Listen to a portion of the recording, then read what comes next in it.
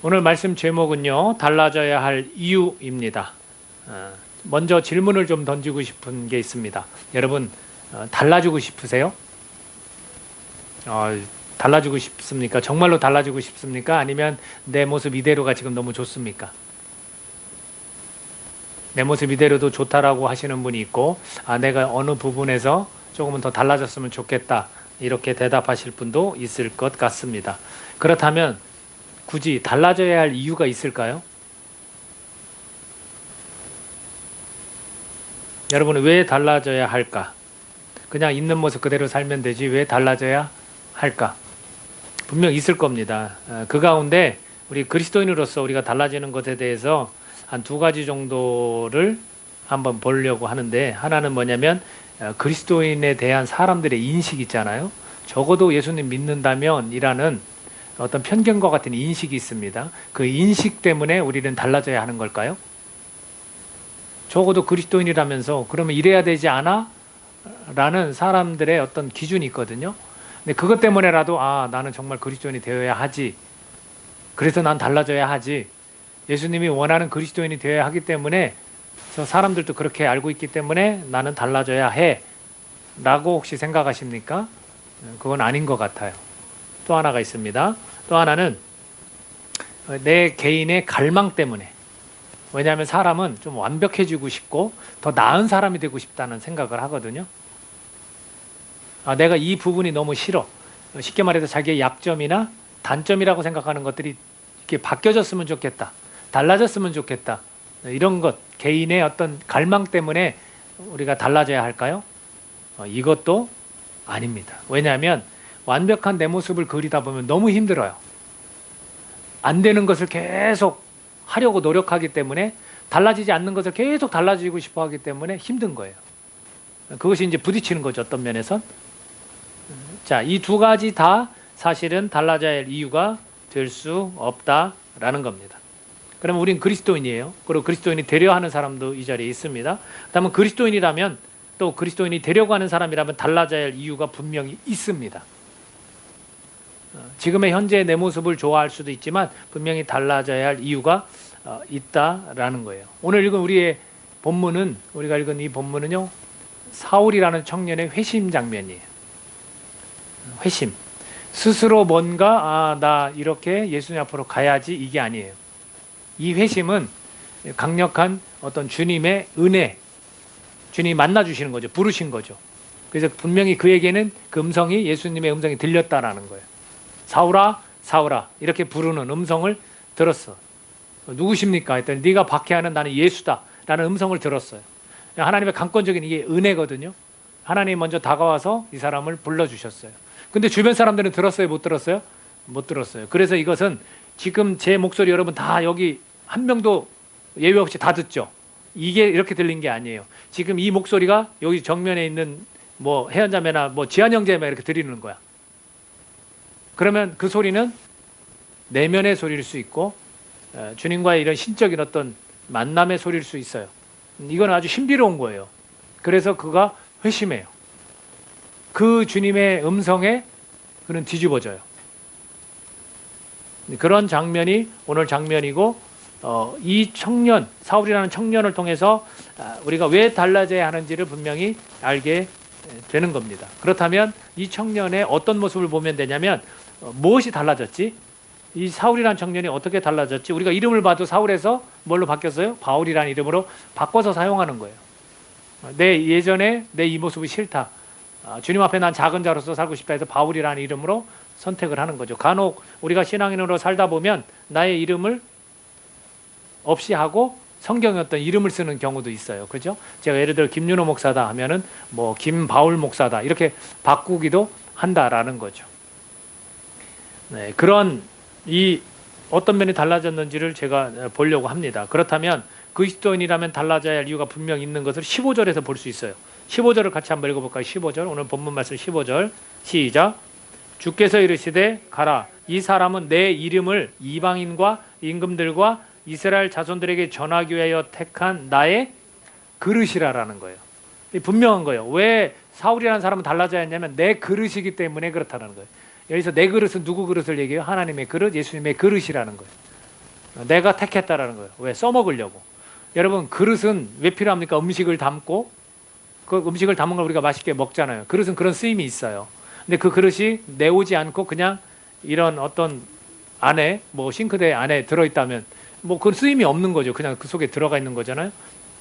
그러니까 이 그릇이라는 것을 쓰려고 어떤 용도로 쓰이는 것이 그릇이기 때문에 내가 택한 그릇이다라는 거예요. 그렇기 때문에 지금 모습으로는 안 되는 거예요. 달라져야 하는 거예요. 그것을 성경이 분명하게 우리에게 이야기해주고 있고, 사울이 달라졌다는 것을 사람들이 믿었을까요? 안 믿었을까요? 안 믿었어요.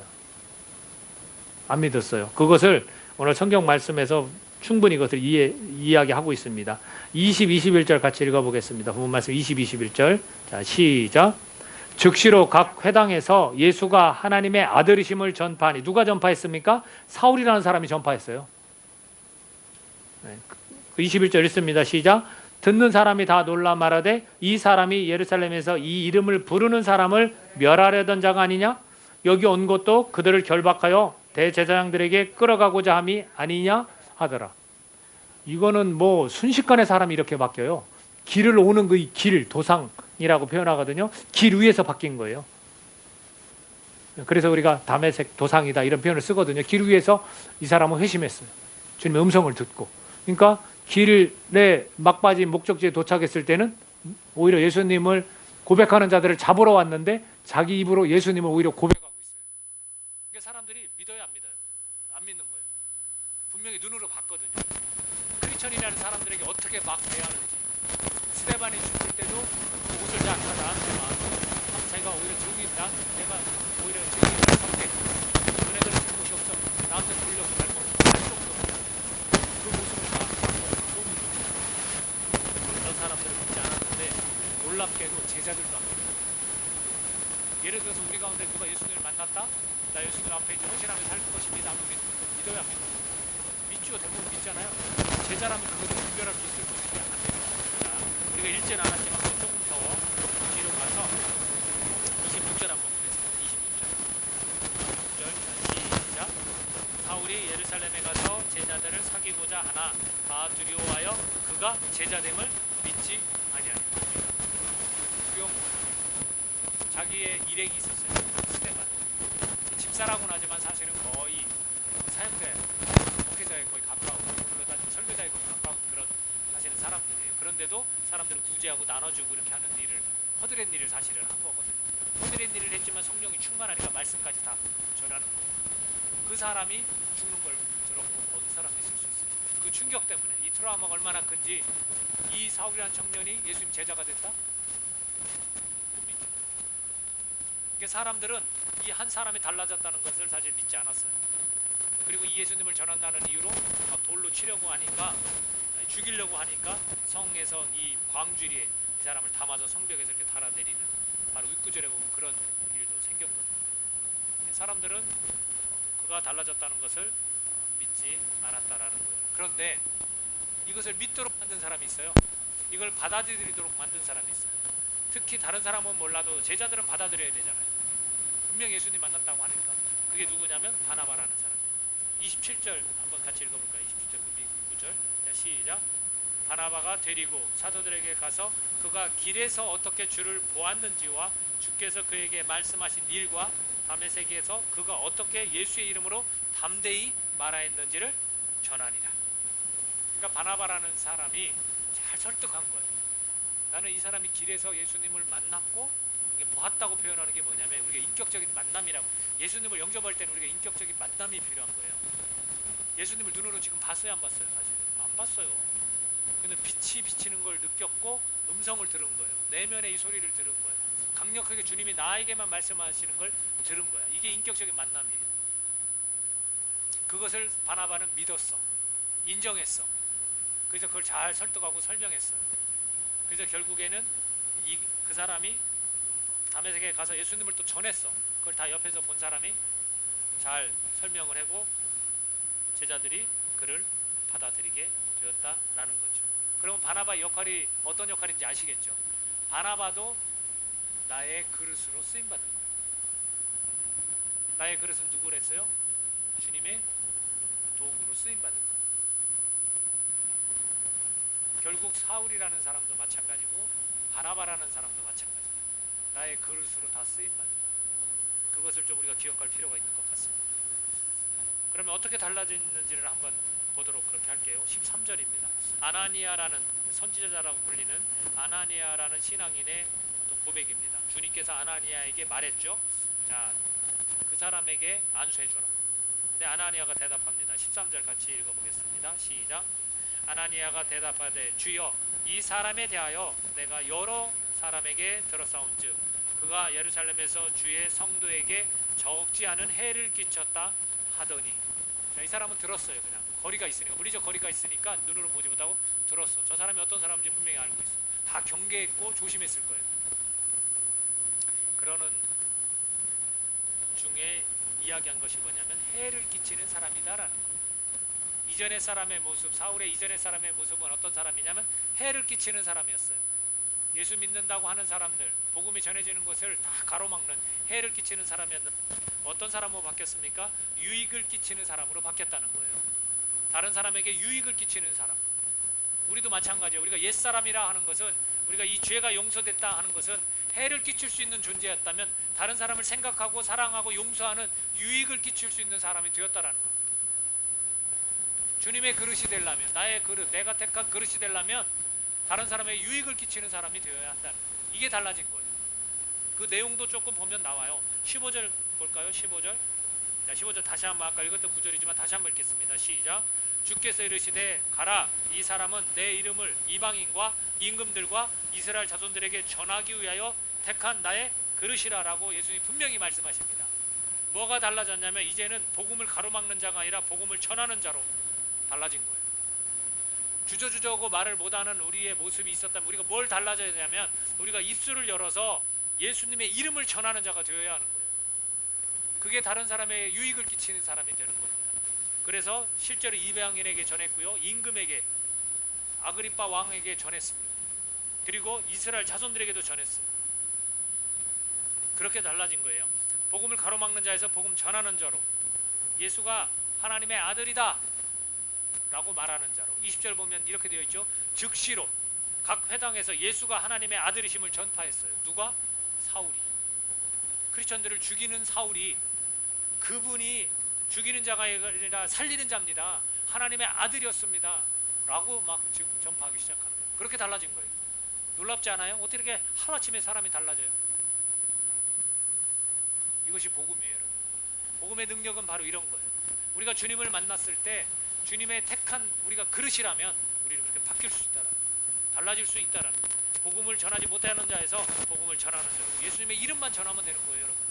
구원자다, 하나님의 아들입니다, 그는 부활했습니다, 그리고 승천하고 다시 오실 것입니다.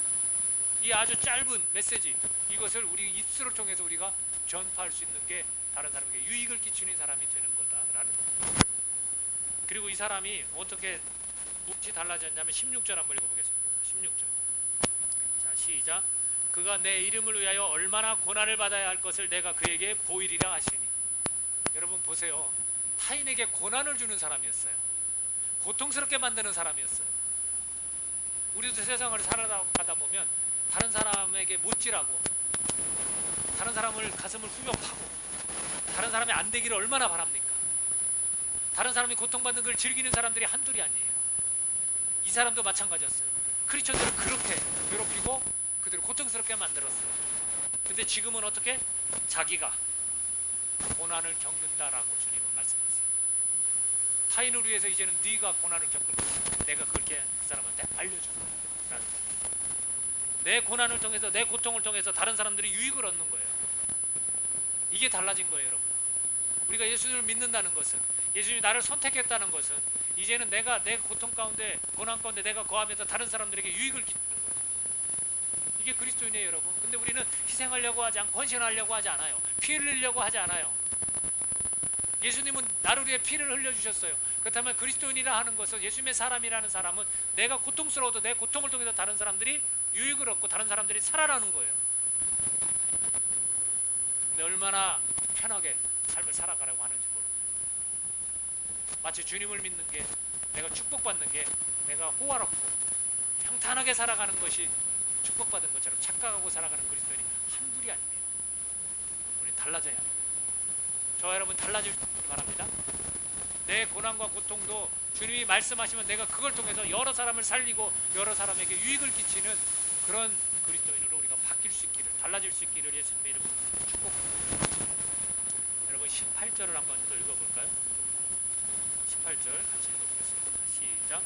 즉시 사울의 눈에서 비늘 같은 것이 벗어져 다시 보게 된지라 일어나 침례를 받고 라고 되어 있습니다.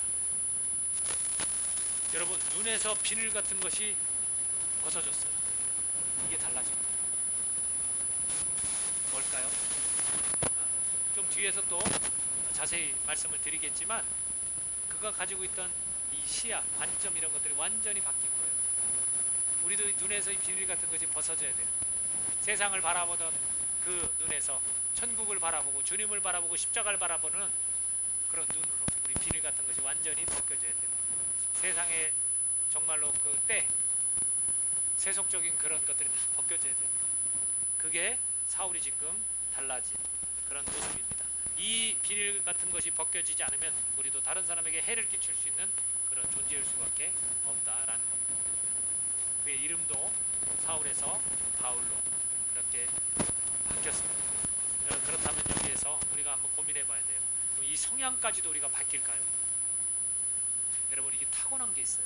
사람 부모님으로부터 유전자가 있고 하나님이 계획하셔서 이렇게 보낼 때 그냥 이 부족한 그대로 장단점이 있는 그대로의 사람으로 보내셨다라는 거예요. 그래서 이 성향은 잘 변하지 않아요. 사울이라는 사람이 얼마나 열정적인지 여러분 아시겠죠? 얼마나 나서고 크리스천들을 감옥에 집어넣으려고 그 공문까지 받아서 먼 곳까지도 자기가 자진해서 가려고 하는 이런 열정이 있는 사람. 그 열정이 바뀌었을까요? 그리고 그것을 옳은 일이라면 행동으로 막 옮기는 그런 성향이에요. 그게 바뀌었을까요? 안 바뀌었어요. 그대로 복음을 들고 막 다니는 거예요. 감옥에도 갔다 죽을 뻔하기도 했다. 지금처럼 성에서 이런 광주리에 담겨져 내리기도 하고 이제는 막 모험이 시작된 거예요. 사실 우리 그리스도인들의 삶은 모험 아니겠습니까? 우리가 그리스도인이 됐다라는 것은 이제 거친 풍랑에서도 주님을 올라가면서 잔잔함을 누려가면서 사는 거. 이제 모험이 시작된 거예요. 그러나 성향은 우리가 바뀌지 않고 여러분 사색하는 것이 강점이 아닌 것처럼 보여요. 글은 잘 썼어요. 성경에 글을 많이 남겼잖아요. 왜냐하면 그는 많이 배웠기 때문에 그걸 통해서 수사학적 기법을 사용한 그 사람은 이 성경을 많이 썼어요. 그러나 사색하는 그런 부분은 적은 것 같아요. 행동파예요. 이게 바뀌었느냐? 바뀌지 않았다는 거. 그래서 우리가 기억해야 될 건 내가 달라질 때 우리의 특성은 변하지 않습니다. 달라지지 않습니다. 내 타고난 DNA까지 바꾸려고 하면 여러분 안 돼요. 아까도 말씀드렸지만 우리는 완벽하고 싶어하는 욕구가 있습니다. 그것 때문에 달라지는 거 아니에요. 그냥 이 내 성향 특성 그대로 선천적으로 주신 부분이 있기 때문에 그거는 그냥 가지고 갑니다. 그렇다면 도대체 무엇이 달라질 수 있는 걸까라는 거죠. 우리가 이 사울을 통해서 몇 가지는 알 수 있습니다. 하나하나씩 얘기해 드리면 관점이 달라지는 거예요. 세계관이, 월드뷰가 달라지는 거예요. 세상을 볼 때 어떻게 봤느냐. 이제는 하나님의 통치와 다스림 가운데 있는 곳으로 우리가 보는 거겠죠. 그런 관점들, 사람을 볼 때 어떻게 정죄하는 그런 판단하는 모습이 있었다면 그런 것들이 없는 시선으로 사람을 보는 거예요. 자꾸 중심을 보는 하나님처럼 우리도 그 사람의 중심을 보려고 하는 거예요. 그 사람의 일을 가지고 그 사람을 판단하는 거 되면 안 되고 그 사람과 대화해보고 밥도 먹어보고 이 사람이 도대체 어떤 사정이 있는지 들어보고 사람을 우리는 판단할 수 있어야 되는 거지, 무턱대고 어떤 한 사건 때문에 그 사람은 나쁘다, 별로다 이러면 안 되는 거죠. 이런 관점들, 시선들이 달라지는 거예요. 또 태도들이 달라지는 거예요.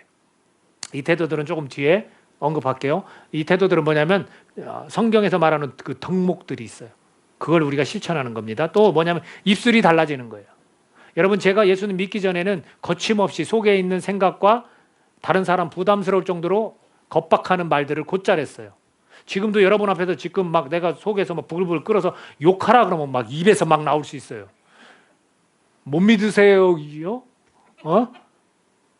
근데 합니까 안 합니까?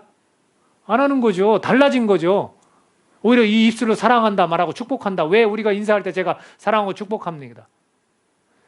처음에는 되게 닭살 돋고 부담스러웠어요. 예수님 처음 믿을 때. 근데 계속 하다 보니까 와, 이것이 내 진심이더라고요. 정말 사람을 사랑하고 축복하는 것이 내 진심이더라고요. 그러니까 이것을 마치 예의에 그냥 사람 기분 좋게 하려고 말하는 거 아니에요. 그러니까 입술 요리가 달라지는 거예요. 여러분 달라지셨어요? 칠공주 달라지셨어?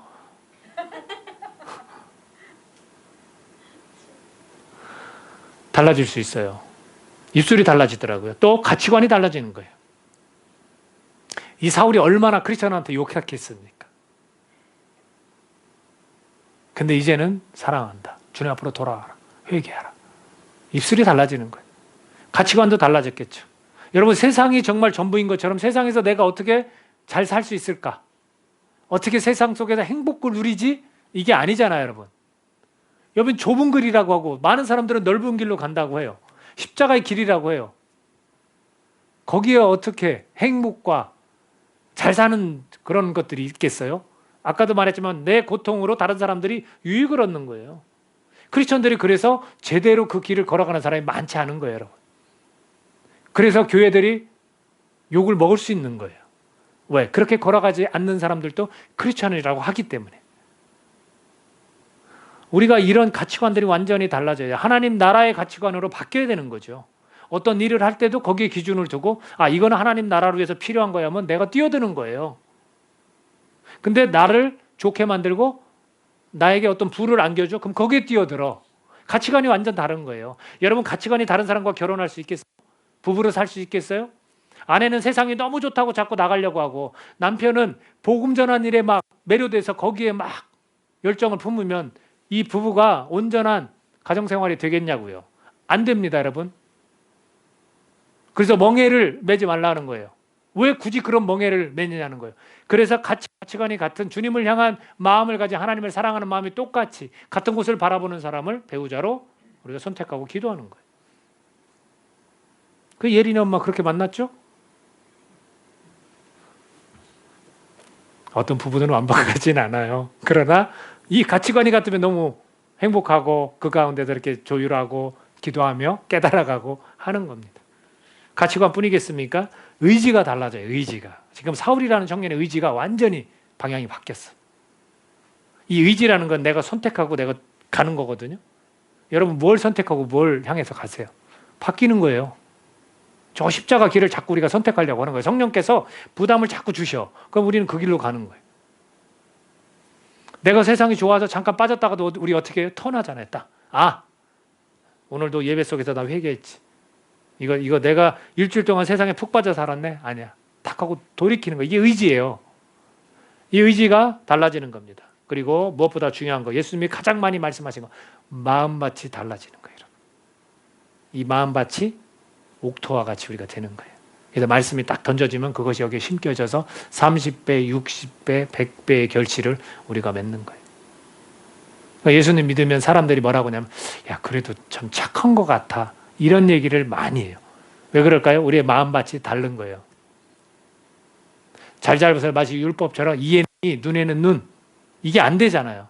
용서가 되고 또 이렇게 배려하려고 하고 자기 손해보려고 하고 그걸 보고 그래도 그리스도인들이 참 착하다. 교회 사람들이 그래도 착하네? 이 얘기는 종종 해요. 이게 왜 그러냐? 우리 마음밭이 변할 수 있기 때문에 그렇다라는 거죠. 그런데 여기에서 이제 숙제거리 또 하나 드리겠습니다. 그럼 어떻게 하면 내 성향은 그대로면서 이런 입술과 관점과 태도와 가치관과 의지와 마음밭이 바뀔 수 있을까? 자, 17절 읽어보겠습니다. 17절 같이 읽습니다. 시작. 아나니아가 떠나 그 집에 들어가서 그에게 안수하여 이르되 형제 사울아 주 곧 내가 오는 길에서 나타나셨던 예수께서 나를 보내어 너로 다시 보게 하시고 성령으로 충만하게 하신다 하니. 눈이 이제 감겨졌어요. 그 빛 때문에 그런지 눈이 감겨졌다가 안수를 하고 눈이 떠지고 또 하나가 중요한 게 바로 그 뒷부분이에요. 성령으로 충만하게 하신다.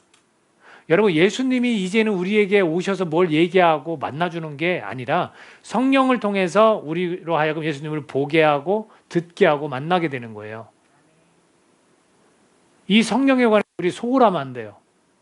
2000년 전에는 예수님이 그래도 실제적으로 눈에 보이는 분으로 역사적으로 계셨기 때문에 그 사람들은 그때의 예수님을 증거하고 만나고 하지만 지금의 우리 때는 예수님을 직접적인 건 아니지만 성령을 통해서 우리는 만나고 듣고 할 수 있다는 거죠. 그래서 이런 변화, 달라질 수 있는 건 누구로 인하여? 성령의 충만함으로 인하여 된다라는 거예요. 내가 지금 성향은 그대로지만 이런 관점과 태도와 입술과 가치관과 의지들이 마음밭이 달라지려면 우리가 어떻게 해야 되냐면 성령님 나를 충만케 하여 주시옵소서. 그래서 술 취하지 말고 성령의 충만함을 받으라라고 그러는 거예요. 세상의 어떤 취함에 빠지지 말고 거룩한 영에 취하라는 거예요. 빠지라는 거예요. 그러니까 우리가 말씀드렸죠. 지난 시간에도 우리가 성령님과 동행하는 거, 기도하면서 말씀 보면서 말씀이 내 입술에 닿을 때 우리는 성령으로 충만하게 될 수 있다는 거예요. 그러면 우리는 달라질 수 있어요. 가치관과 의지와 마음밭과 입술들이 달라질 수 있다는 거예요. 이 외에는 우리의 개인적인 노력으로 안 달라져요, 여러분. 어림도 없어요. 왜? 이거는 하나님 나라의 일이기 때문에 안 되는 거예요. 성령으로 충만해야만 가능해진다. 그런 거죠. 자, 이것을 아까 성령의 열매들을 통해서 한번 생각해 보려고 하는 겁니다. 그 성령의 열매들은 갈라디아 5장 22, 23절에 보면 나와 있거든요. 자, 9가지가 여러분 외우고 계신 분도 있을 수 있어요. 사랑, 희락, 화평이 있어요. 여러분 우리가 이 성령의 열매들과 요거를 비교해보면 내가 달라질 때 여러분 사랑이 있었던 사람 원래 가지고 있었을까요? 아니에요. 인간적인 사랑과 우리가 흔히 얘기하는 이 헌신적 아가페 사랑은 다르거든요. 우리에게는 헌신적인 사랑이 생겨버렸어요. 왜? 우리에게 그 사랑을 먼저 보여주셨기 때문에 하나님이 예수님을 통해서. 그러니까 이 사랑이 우리가 이 성령의 열매로 우리는 맺어줘야 되는 거예요. 이거로 달라져야 되는 거예요. 사랑이 없었던 존재라면 이젠 아가페 사랑이 있는 존재, 희락, 기쁨이 우리에게 있어져야 되는 거예요. 상황은 변하지 않아요. 현실도 다들 척박하고 힘들고 자갈밭 같은 길도 우리는 갈 수 있어요. 물론 약간의 평길도 갈 때도 있겠지만 우리는 그 가운데도 기쁨을 잃지 않는 거예요. 이들이 순교하면서 웃을 수 있었던 것, 미소를 띄울 수 있었던 것, 천사처럼 환한 얼굴을 할 수 있었던 것, 이 희락 때문에 그렇잖아요. 이게 달라진 거예요. 성향이 달라진 게 아니에요. 화평, 서로 대립하고 안 맞는 사람하고 대화도 않고 선을 긋지만 이제는 화평케 하는 거예요. 그 사람도 하나님이 없기 때문에 그렇지. 그 사람에게 하나님이 있다면 우리는 서로 대화할 수 있는 거예요. 가까이 갈 수 있는 거예요. 이런 것들이 성향이 달라진 게 아니라 화평함이 우리에게 생기는 거예요. 또 어떤 열매들이 있습니까? 오래 참음, 자비, 양선. 이거는 이웃들과의 어떤 그런 관계인데 내가 오래 참는 거, 인내가 없었다면 내가 달라지는 건 뭐냐면 예수님이 그렇게 고통 가운데 거하시며 이 십자가를 지시면서 참아내셨던 것처럼 우리도 참아낼 수 있는 거예요. 우리에게 어려운 상황이 닥쳤잖아요. 교회도 어려운 상황이 있지만 참아내고 인내하는 거예요. 그것이 달라지는 거예요. 자비. 우리가 사실은 얼마나 개인주의적이고 이 배금주의, 이 돈이면 다 된다는 이 세상 속에서 오래전부터 그랬어요. 그거는 불변해요. 변하지 않아요. 돈의 능력은 대단합니다. 그 가운데서도 우리는 나를 배부르려 하지 않고 우리는 나누는 거예요. 자비가 있는 거예요. 용서가 있는 거예요. 나를 괴롭히지만 나에게 못질을 하지만 그것을 용서하는 자비가 있는 거예요. 자비로움이. 성향과는 아무 상관없습니다. 그리고 양선이 있어요. 착한 일에 관해서 우리는 서슴없이 손을 내밀고 나서는 거예요. 저 사람이 어려움에 처했으면 가서 마치 선한 사마리아인이 그 강도 만난 자를 도와줬던 것처럼 우리는 도와줄 수 있는 거예요. 성향과는 아무 상관없어요. 그렇죠? 이것이 달라지는 거예요. 나머지 열매가 있습니다. 충성과 온유와 절제. 지금 세 가지 말씀드렸던 자비, 양성, 오래 참음은 태도와 관련이 있는 거예요. 이 태도가 달라지는 거예요. 그리고 충성과 온유와 절제. 이것은 의지와 관점과 가치관과 관련이 있습니다. 여러분, 우리가 충성을 할 수 있는 거예요. 그동안은 내 자신만을 위해서 살았다면 타인을 위해서 주님을 위해서 충성하는 거예요. 이건 성향과는 상관없어요. 이건 의지예요. 내가 주님 나라 일이라면 내가 나서겠습니다. 주님 나라 일이라면 기꺼이 내 예물을 드리겠습니다. 시간을 드리겠습니다. 내 몸으로 노동으로 돕겠습니다. 그렇게 바뀌는 거예요. 온유가 있어요. 이거는 자신의 어떤 성품과 관련이 있죠. 우리 말했지만 내 속에서 뭔가 끓어오르고 화도 낼 수 있어요, 우리는. 하지만 그거에 대해서 우리는 자꾸 잠재우려고 하고 더 온화하게 말하려고 하는 거예요. 그렇죠? 얼마나 신경질 납니까? 그래도 그걸 노력하는 거예요. 절제, 내가 할 수 있는 일, 나를 즐겁게 만드는 일을 우리 할 수 있지만 그것을 참는 거예요. 내 욕구, 욕망, 좋아하는 것들. 청소년들도 마찬가지예요. 야한 어떤 동영상을 볼 수 있지만 참는 거예요. 이 돈을 갖다 내 화려한 어떤 물건을 살 수 있지만 참는 거예요. 더 좋은 집에서 나는 들어가 살 수 있지만, 더 좋은 물건, 럭셔리한 걸 살 수 있지만 절제하는 거예요. 그걸 가지고 다른 사람을 오히려 도와야겠다. 가치관이에요, 여러분. 내가 옷이 조금 싼 거 옷 입어도 내 내면을 가꾸는, 그리고 그 돈을 절약해서 남을 돕는, 하늘 창고에 보물을 드리는 이런 사람으로 바뀌는 거예요. 이게 성향과 관련이 있습니까? 얌전한 사람이 그걸 더 잘하고 활달한 사람이 그걸 더 잘합니까? 전혀. 근데 우리는 자꾸 우리 성격을 바꾸려고 하고 성향을 바꾸려고 해요. 이게 달라지는 게 아닙니다. 크리스천은 이런 태도들, 성령의 열매들을 맺어서 삶을 살아가는 겁니다. 이 성령의 열매를 이야기하실 때 뭐랬냐면 육체의 일과 비교하면서 말씀하셨어요. 육체의 일을 제가 불러드려 볼까요? 음행, 호색, 우상숭배, 원수매즘, 시기, 분냄, 당짓는 거, 분열, 이단, 투기, 술취함, 방탕함이니라. 그러나 성령의 열매는 사랑이랑 화평, 이렇게 쭉 가는 거예요. 이게 달라져야 된다는 걸 보여주는 거예요. 육체가 좋아했던 걸 했던 사람이라면 바로 사울처럼, 사람이라면 바울로, 우리가 정말 이 성령의 열매를 맺는 사람으로 우리는 달라져야 되는 거예요. 그러면서 갈라디아서 5장 24절 이렇게 매듭을 짓고 있어요. 그리스도 예수의 사람들은 육체와 함께 그 정욕과 탐심을 십자가에 못 박았느니라. 성령께서 이제는 우리를 충만케 하셔서, 달라지게 하셔서 내 그릇으로 내가 쓰겠다라는 거예요. 주님이 그렇게 우리를 말씀하시는, 그 사람들이 누구냐면 그리스도인이에요. 여러분, 우리가 달라져야 할 이유는 뭡니까? 주님의 그릇이기 때문에 그래요. 저와 여러분이 먼지가 잔뜩 쌓인 그런 그릇이 아니에요. 자꾸자꾸 내다가 사용할 수 있는, 쓰는, 여러분 제일 많이 쓰는 그릇이 뭐예요? 밥그릇. 집에서 어떤 사람은 라면을 많이 먹으면 라면 그릇, 라면 냄비 계속 주인이 꺼내서 쓰는 거예요. 우리가 달라져야 할 이유가 뭐가 있냐면 주님의 그릇이기 때문에 그래요. 저와 여러분이 주님의 그릇입니다. 우리가 삶의 목적이 있다면 우리가 달라지기를 원해야 합니다. 내 성격과 성향, 타고난 걸 달라지는 게 아니라 지금 성령의 열매와 같은 이런 태도와 입술과 가치관과 의지와 마음밭이 달라져야 하는 겁니다. 우리의 삶의 목적이 있다면 주님의 그릇이 되기를 원해야 할 것입니다. 저와 여러분이 그렇게 소원을 가지고 삶에서 달라질 수 있기를 예수님의 이름으로 축복합니다. 은혜와 영광교회가 그래서 세워진 교회가 아니겠습니까? 여러분의 성향 다 존중하고 또 여러분의 성격 다 좋은 것 같아요.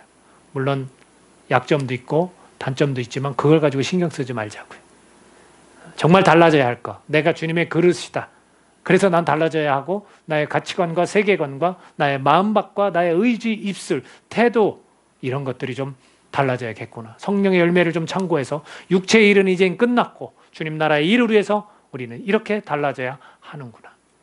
나를 그릇 삼아 주시고 나를 택해 주셔서 예수님 감사합니다. 기도하겠습니다. 이 시간 우리 기도할 때